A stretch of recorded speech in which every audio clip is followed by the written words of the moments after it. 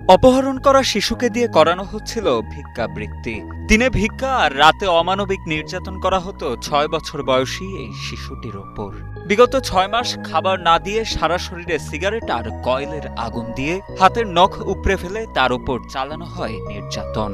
অতঃপর পুলিশের তৎপরতায় অভিযুক্তকে গ্রেপ্তার করে উদ্ধার করা হয় পাবনা সদর থেকে অপহৃত সোয়াইবকে। চিৎ করার লক্ষ্যে আমরা সার্বক্ষণিক এই বাচ্চার পিছিয়ে লাগিয়ে আছি এবং হাসপাতাল কর্তৃপক্ষকে সঙ্গে করে নিয়ে আমরা এই বাচ্চাটা যেন হাসপাতালের সর্বোচ্চ চিকিৎসাটুকু পাই এ লক্ষ্যে আমরা এখনো পর্যন্ত কাজ করতেছি।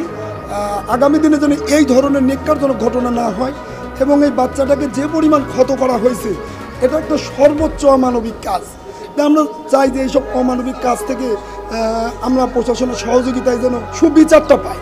সুবিচারটা পাইলে এরকম অমানবিক ঘটনা আগামী দিনে যেন না ঘটে। শিশু সোয়াইবের মা সোহানা জাহান জানান, পূর্ব পরিচয়ের সূত্র ধরে বিস্কুট কিনে দেওয়ার কথা বলে গত বছরের ২ অক্টোবর তার ছেলেকে নিয়ে যায় একই উপজেলার শানির দিয়ার এলাকার আমজাদ হোসেনের ছেলে রফিকুল ইসলাম বিপ্লব।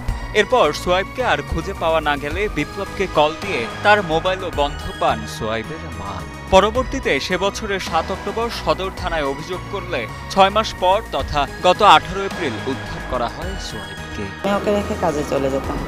তারপরে মূলত অক্টোবর ২ তারিখে রাত ৮ ঘটিকার সময় হঠাৎ করে আমার বাচ্চা একটু বাহিরে চলে আসে।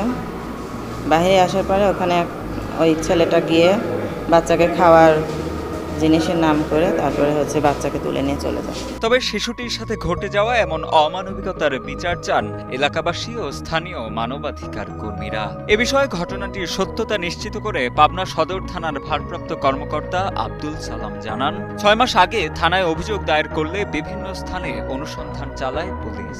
এরপর গোপন সংবাদের ভিত্তিতে অভিযুক্ত রফিকুল ইসলাম বিপ্লবকে গ্রেপ্তার করে গেল ১৯ এপ্রিল আদালতের মাধ্যমে কারাগারে পাঠানো হয়।